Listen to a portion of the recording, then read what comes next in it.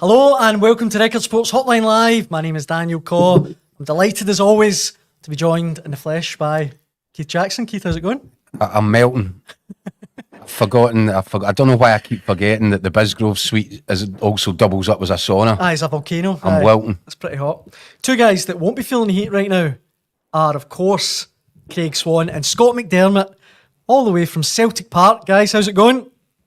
Good, thank you, not too bad. You always say all the way from Celtic Park.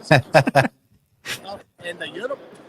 And the miracle of telephonics, it just brings you here live. Indeed. Guys, you're obviously there. Yeah, hold on. Go ahead. This is Celtic in the Champions League night. It is. So where's your lucky jumper? Where's your North curve? Do you know, after Scott brutally, heinously... The mulligan on her hair. Took me...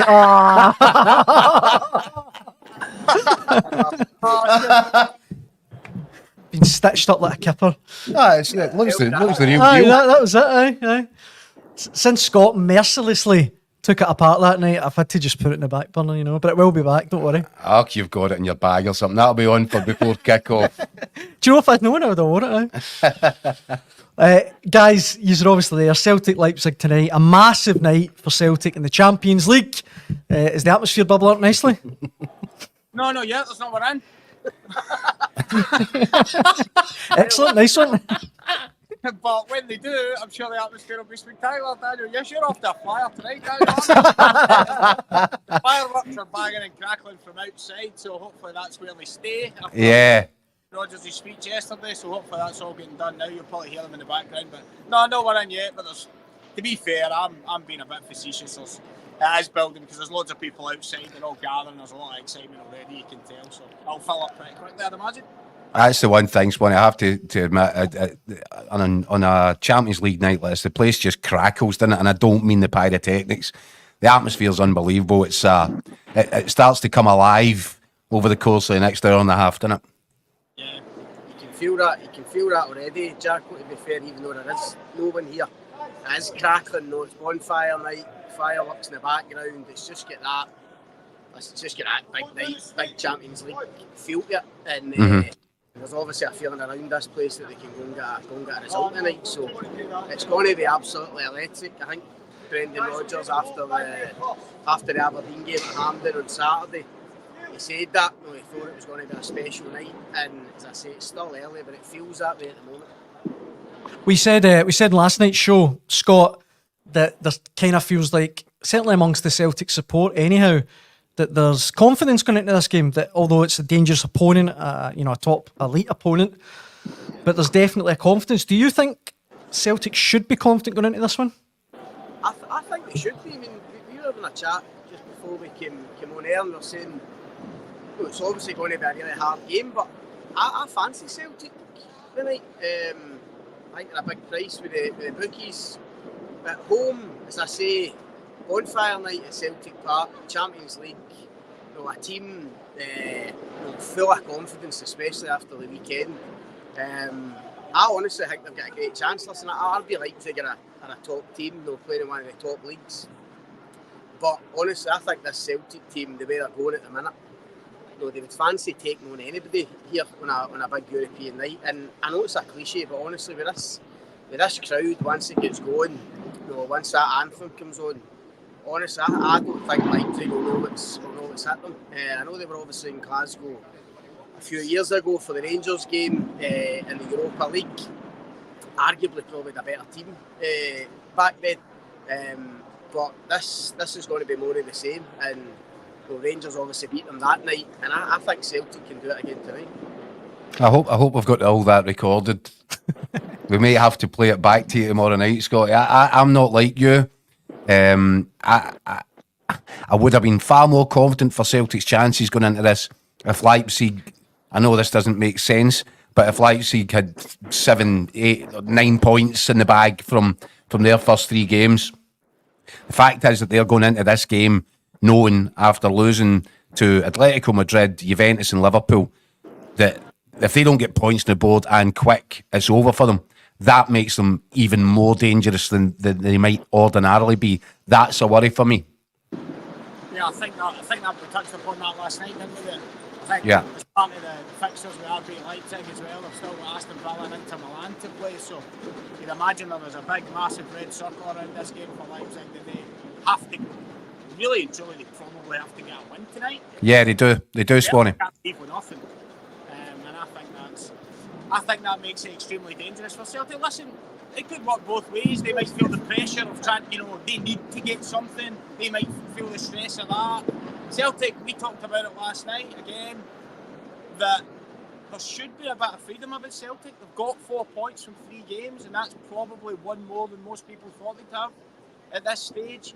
And most people probably, when the games came out, maybe had even this one marked down at best or draw. So they've got those 4 points already. They've got them on the board, so they can be relaxed a little bit and try and play. Obviously, I say relax. You need to be concentrated and totally switched on. But I just mean there's probably a wee bit less tension on Celtic for this one. If you look at Bruges and Young Boys at home, that's games that Celtic will really be looking to win, and that's a different kind of pressure to tonight. I think there can be a wee bit of freedom tonight, but they have to be so switched on because, listen, we don't need to go over the horror story again, but Bundesliga, Celtic wasn't good the last time.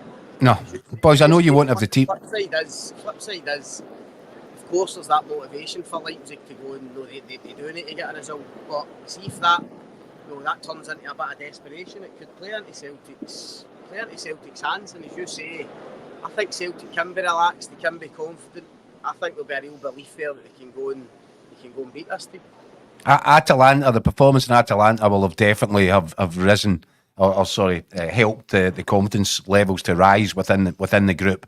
I think the tactical template that was set down that night will help. I think that Celtic will tweak it again and try and be a little bit more front-footed.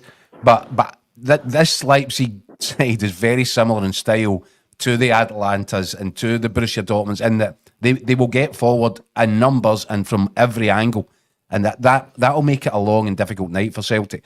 I'm wondering, guys, I know you won't have the team news, but at the centre of the defence, are we expecting Trusty and Cameron Carter-Vickers? Liam Scales going to sit this one out again. I'm getting the feeling that was probably why that change was made at the weekend. I think he sees this as his best pairing. Well, he signed Trusty for what, 5-6 million, so he did sign him to sit on the bench. That's harsh on Scales, isn't it? I think it's really harsh on Scales, but he said at the weekend, Trusty came in. He was very honest about it. He said he came in for his pace. Soccer after Liam Scales got done here in the league game against Aberdeen. So if you're playing Trusty because his pace against a team like Leipzig the night the Champions League, surely Trusty has to play again. When I heard Brendan Rodgers say on Saturday, the reason was exactly as Scott said, was about speed. Thinking, well, he's got to start against Leipzig against Lois Openda. He's got to start that. Yeah. If you're going to put Trusty ahead of Scales for speed against Esther Sokler, and you're going to do it against Lois Openda. So I think that one's nailed on. I think I said my match stuff on Saturday. I think the fact that Cameron Carter-Vickers got taken off with half an hour to go on Saturday just to keep him wrapped up for this. I thought it was interesting. Alec Bai got taken off as well. That seemed to suggest to me that he was being prepped for tonight, so I think he might keep his place, but again, you can keep this one on film for half an hour from now and Greg Taylor's name. Let's be honest. Look, we all know it's a squad game, and we've said before on here, these players are going to get a lot of games this year. They'll get game time. It's not as if MD's going to be left out in the cold. But ultimately, when Brendan Rodgers signed Trusty and Alex Valle, he signed them to play, didn't he? Don't take Alex Valle on loan for Barcelona.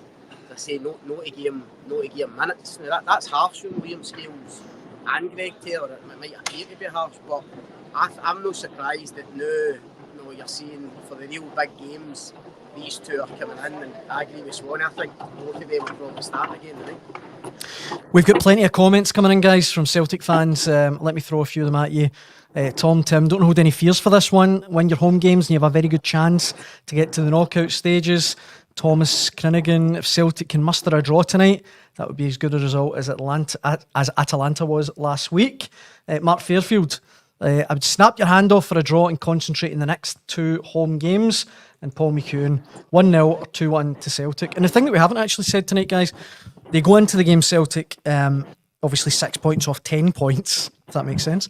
To get to 10 points, they've got a 99% chance, as we've said, according to Opta, of getting through. So if they win tonight, guys, 3 points off the knockout stages. I mean, that's a massive carrot. Yeah, absolutely. I mean, If you followed that math. I'm still trying to work it out. The result tonight, and I think his words were almost there. Now, we don't really know, do we? We don't have any template to go against from this happening before, but you would like to think 8 or 9 points might be enough. It's very difficult to work out because all the teams are playing different teams. Yeah. Some teams have got harder programmes than others. It's really hard to tell, but if you want to cut it all back, if Celtic win tonight and have 7 points after 4 games, man, they must have a fantastic chance, but that is a giant if. The other thing as well is it's interesting, people obviously writing in saying they would take a draw, and we said after Atalanta that that was the beauty of this game, that a draw would be a good result, but seeing a night like this, how do Celtic go and try to get a draw? I mean, there's just not. Celtic will only play one way tonight. Well, we know that, especially at home. But you don't think, Scott? I don't think it's a case of going out for a draw, because they'll never do that. Celtic will never do that. I think the situation comes when, for example, with 20 minutes to go, if Celtic are a goal up, if you desperately needed to win to get through an aggregate, you can get nervy, you can get stressed, you can start getting rid of the ball, kicking it long, just trying to hang on to what you've got.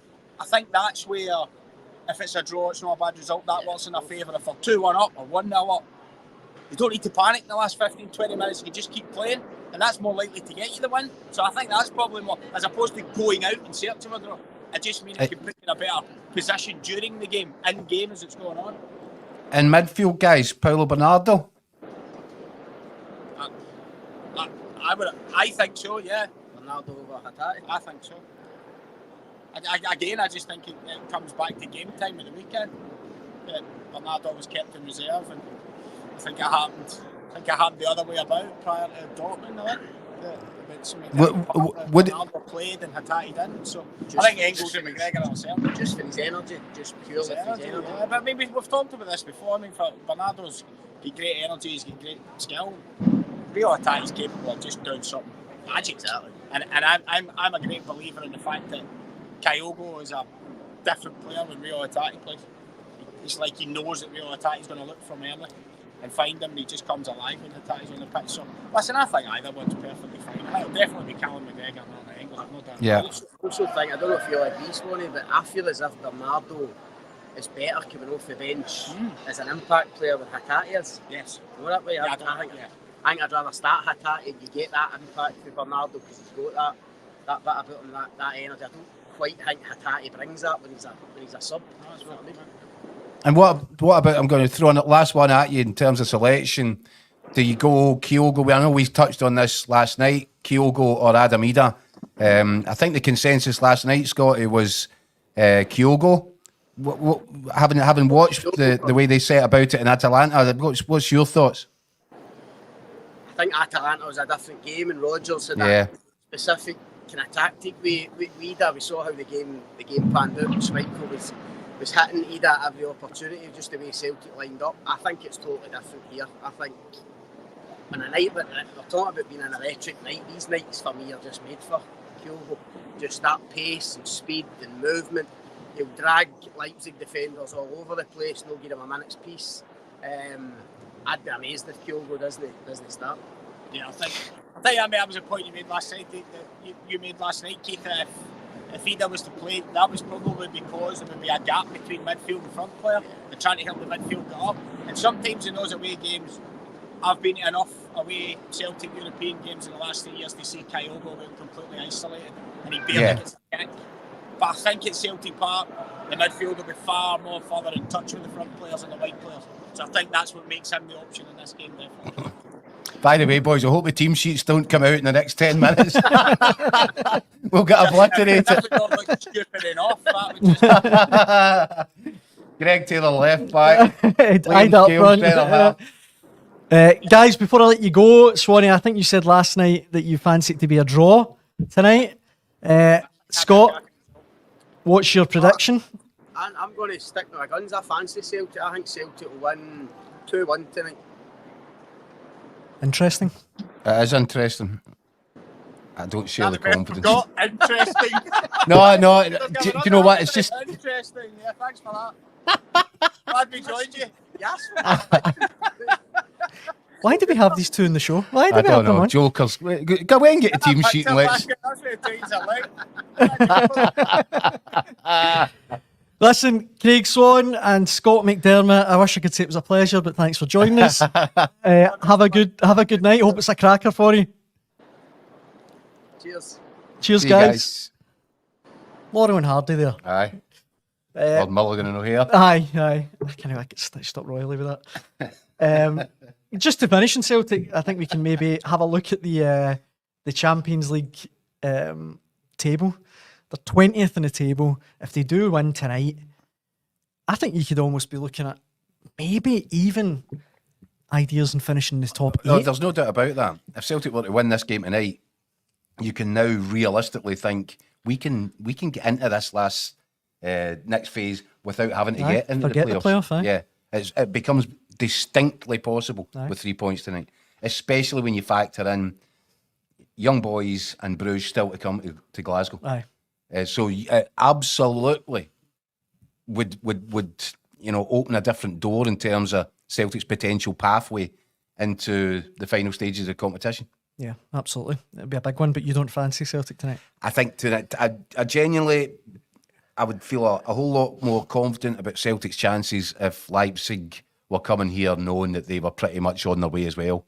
They're too good a team to be knocked out with the trash. Do you know what I think hurts Celtic as well? I know this sounds almost counterintuitive, but because Leipzig lost at the weekend to Dortmund, There'll be a bounce on that as well. they're not going to want to lose 2 games in a row. They'll be particularly determined. But I still fancy Celtic. I think it'll be some game. I think both sides will score.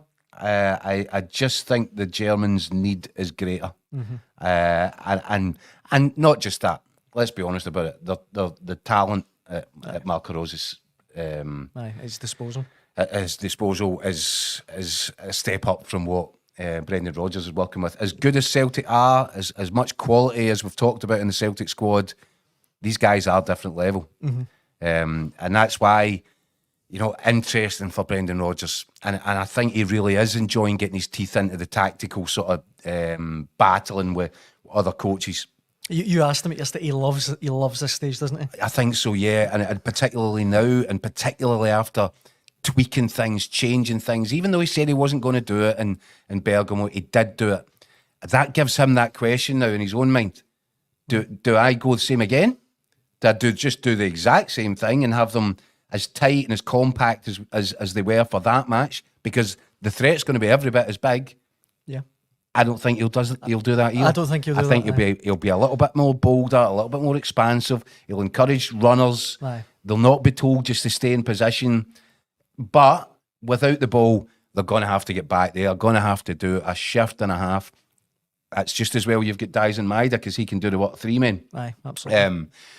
But that's what it's going to be about tonight is when you've got the ball, can you keep it? Can you be composed? Can you be clinical in the way you pass it? Precise?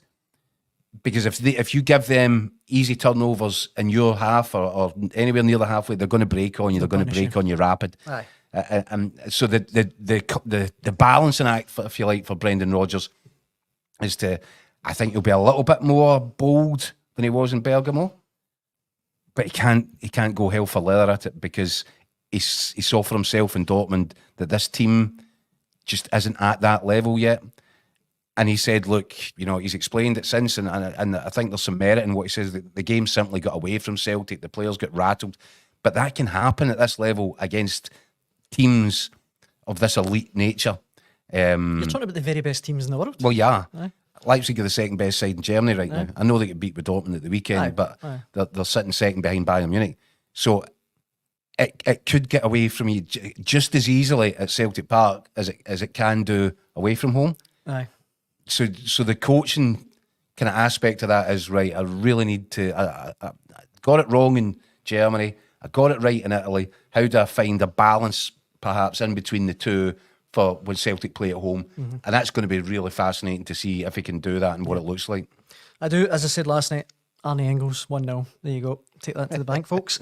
Right. Celtic is really the only show in town tonight, obviously. Massive game in the Champions League. But I do feel, Keith, that we need to kind of touch on Rangers. We've had so many questions and comments sent into the hotline over the last From couple after of the days. weekend. From after the weekend. I know Rangers got to the Premier Sports Cup final, but it wasn't particularly glamorous, wasn't particularly impressive.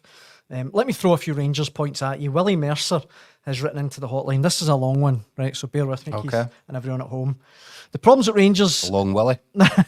Yes. Comedy gold. The problems at Rangers in the pitch just now are not hard to identify. We have a number 9 who's neither frontline target man or penalty box predator. Certainly does not have the composure or instinct of a natural scorer. We have a quality player in Barami, but he's played out of position, limiting his ability to impact the game. We have a right back who cannot defend and who now offers nothing going forward. We've signed a centre half who's been bullied in every game and knows he's in the wrong movie. We have talented footballers in Lawrence and Diomande, but they are better suited to a five-a-side. We have a manager who refuses to change his formation. I can't disagree with much, if any of that. That's why I wanted to read that, because it's quite damning, but he's right. Spot on in almost everything now. In almost everything he says there. It's correct. It's a perfect kind of assummation of the state that this Rangers squad is now in. And it is, and I keep saying it, it's in regression. This is not... a matter of it always eatsy-peatsy, and he's made some changes, and this has been a rapid decline. Yeah. And it continues to look like a side in decline. Almost week by week. Something. It's kind of just every game you're like, it's a real slog. Yeah, and the manager doesn't look as if he's got a clear strategy in his own head as to how best to fix it. Yeah. And there, I think Willie said about Bayrami, a talented player playing out of position. You only need to watch him for 10 minutes to know he hates being out on the left-hand side. I know. He wants to come inside. He wants to play in that area inside with the number 10 where he can do some damage. As I said, he couldn't keep Hadji far enough away from his squad and from the first team facilities at Auchenhowie. And now he's bemoaning the fact when he's not available. He seems to be desperate to get him back in at some level. It makes no sense again. Another player who you would look at in that area. Could he be better utilised? Certainly better utilised than sitting on the bench. Oh, that is a step up right enough from where he spent the first few months of the season. Of course. So there's so many bits about this Rangers side.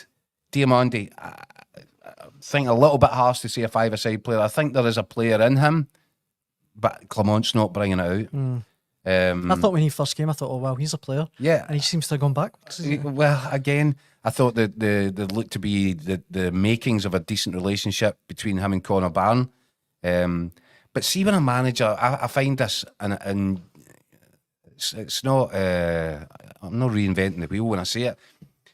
At various stages, at various clubs, in crisis moments, when things are going badly, when the manager's struggling to work out what his best 11 looks like, when results aren't there, when the fans are getting on top, sometimes they make a decision which might work in one game, and then they kind of stick to it, a whole clutch onto it like it's a life raft. And Connor Barron and Raskin seems to be that life raft right now. And not without merit, because the two of them get about and they do. But the worry for me is that Clement has these guys on the training ground all the way through the week, and he can't seem to work out behind closed doors what the best combination is, because he's just sticking with, well, that worked last week, so we'll go with it again this week, and then it doesn't work that week, so he changes it around again, and that is drowning man syndrome, when you're just clutching at anything to try and keep your head above water. And I think we've entered that phase in the Philip Clement Rangers relationship. Yeah. Rangers easy, okay, watching live on YouTube. Diamandi's a player a bit. You'll see the best of him when Clement eventually goes. He's clueless, and there's 5 or 6 of them in the same boat who look like players, but the manager is clueless. And this one from Tam Williamson on Facebook, Big Phil's neighbours through the wall must have been kept awake all night with the big man's gnashers sounding like castanets after watching Celtic beat Scotland's second biggest club, Aberdeen. Big Phil must be comparing the forthcoming final to a trip to the dentist. As for James Tavernier, he must be wishing now that he went to Saudi Arabia and left with Connor Goldson. Just on Tavernier, I get a feeling we might have seen his last start for Rangers. I don't know if that is asking a question or making a statement, right? More of a statement. Okay. But I'll ask you the question. Have we seen the last of him? To give you an answer would require the ability to presuppose what Philip Clement will do next, and I've just described him That's as very tough. I've just described him as a drowning man. There is no way of second guessing it. Reason why I'm saying it obviously is because Dujon Sterling come on at the weekend. We spoke about it last night. But he doesn't seem to like Dujon Sterling. That's what I was going to say. Dujon Sterling's getting a game there when Clement has been trying to keep Dujon Sterling out his team. He was for all one intents and purposes. Sterling last season was one as well that I thought, wow, he could be a really good player. He could be sold on for millions. He can't even get a start now. It looks to me as if he might have, and I've mentioned this before. I think he looks to me like the type of player who will have a voice in the dressing room. Aye. And I'm not entirely sure that Philip Clement encourages that characteristic in his You see players. it with Butland a bit as well. Yeah. And what I would say is this: if he's thinking straight, if the manager's thinking straight, then you might have a point. For the reason that Rangers have got only a matter of weeks now to prepare for the next meeting with Celtic, which is a potential Rangers career-defining game for the manager. If he's thinking straight, big if, then for me, and I said this weeks ago, right at the start of the season, that I would be putting Dujon Sterling at right back and giving him a run of games, because you cannot afford to go into Hampden that day with James Tavernier up against Maida, because you just can't. You can't do it to Tavernier, you can't do it to your own supporters, you can't do it to yourself. It's just going to look like madness. Without being harsh to Tavernier, we all know when he comes up against Maida, we've seen it 10, 15 times. It's not about being harsh. Yeah, I'm actually feeling sorry for the guy. The guy just knows that this guy has his number, and that he can't cope. And there's no shame in that. He's got a lot of fullbacks numbers. But he particularly enjoys playing against Tavernier. Aye. And Tavernier looks as if he's not enjoying. I said that the other day. He doesn't look as if he's enjoying his football. I'd take him out the firing line right now. I'd give Dujon Sterling a run. If you want to prefer Casemiro, maybe you can try the two of them. You have got to find, Big Phil, a solution to this problem, and time is running out. So for me, does that mean there could be an extended absence for James Tavernier? Yeah, possibly. Yeah. But that depends on how clearly Philip Clement is thinking right now. And I'm not sure about that either. I think this game on Thursday night, which we'll talk about more, I don't want to go too in depth just now, but away to Olympiacos, maybe one of the few games in European football you really don't want. Especially when you get travel sickness going to Paisley. Good point, aye. Very good point, aye. Rangers have been hopeless on the road domestically. I know. And now they've got to go to Athens, and it is a hotbed, and I've been to that stadium, and you know that it's an occasion when you're there. Is it a good stadium to go to? Look, all the stadiums in Athens and the atmosphere that is kicked up, it is mega. Aye, it looks like that. And the volume's cranked up to 11, and it's hostile as anything. And see, if you've got a problem with your bottle, then don't bother turning up. It's no place to go. Yeah. Well, listen, we'll be back tomorrow night on Hotline Live to talk more about that, and of course the fallout from Celtic's clash with RB Leipzig at Celtic Park tonight. Keith, thank you very much. You're very welcome. And I should say thank you very much, well, kinda, to Craig Swan and to Scott McDermott, although revenge will be a dish best served cold, don't worry about that. Thanks to them for joining us as well. Thanks for all of your comments, we really appreciate it, and we'll be back tomorrow night. Cheers.